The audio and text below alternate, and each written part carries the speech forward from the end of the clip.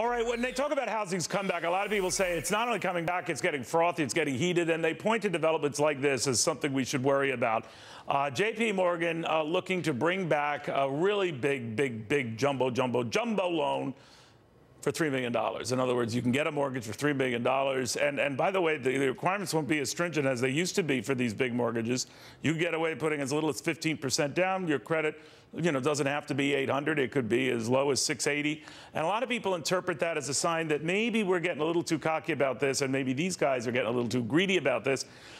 Be that as it may, it is what it is, and Wells Fargo and a host of others are following suit. We got former Fannie Mae executive Tim Rood, Ty Young, on what this means. Ty, the immediate fear was, here we go again, getting frothy again. What do you think?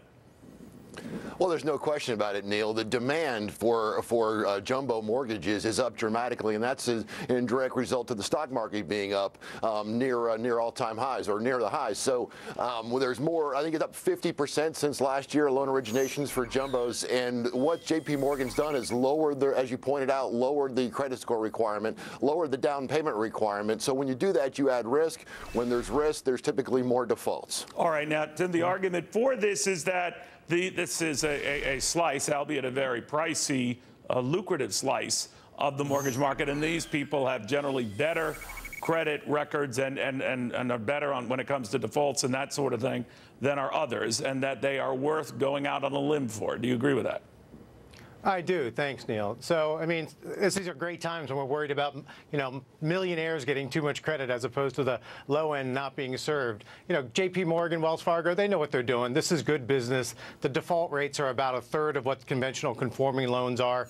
And about mortgages is that you never really want to bet on them for their pure economic value to a bank. You're a relationship sale. People with million-dollar homes have got millions of dollars in the bank. That's the reason that they're going after them, and it gives them a lot of collateral as well. So, yeah, I'm not in the least worried about it. All right. Now, the flip side of that is it leads to slippery stuff, right? I mean, Ty, your argument is what you do now and get a little with a wink and a nod do to help one group ultimately spills to other groups. And we did see that in the last housing run-up when people who were getting mortgages shouldn't have got mortgages. Now, I think I agree with Tim. This doesn't apply to all in that upper rung, but it affects those in that upper rung as well. I mean, they got caught in this downdraft. Not as many, but they did. And that's your fear, right? Neil, it is. And I'm fine with J.P. Morgan changing their credit requirements and their down payment requirements, as long as if they're wrong and they take big losses, that the taxpayers don't have to bail them out. That's the real fear. But in the free market, they want to do more business and take a bigger market share and take more risk to do it. I'm good with that as long as they're taking that risk and the taxpayers aren't taking that risk. That's the real fear that I have. All right, Tim, what is the risk right now? Here's the flip side of that whether these people default or not, or risk defaulting, the fear is it creates a new bubble, that on the upper end of the market, all of a sudden it inflates property values to unrealistic levels, appraisals to unrealistic levels, and we start it all over again. You're not concerned about that? I'm not. I mean, so the housing market is kind of cooling off. It's taken a bit of a siesta. It's had a great run. The rebound effect in terms of property values dropping so far, and now we're getting back to kind of where we were 8, 9 years ago, that's a good thing. Now, unfortunately, you're going to have to require actually the fundamentals of the housing market, household creations, job growth, and things like that to maintain that. But Ty makes the good point.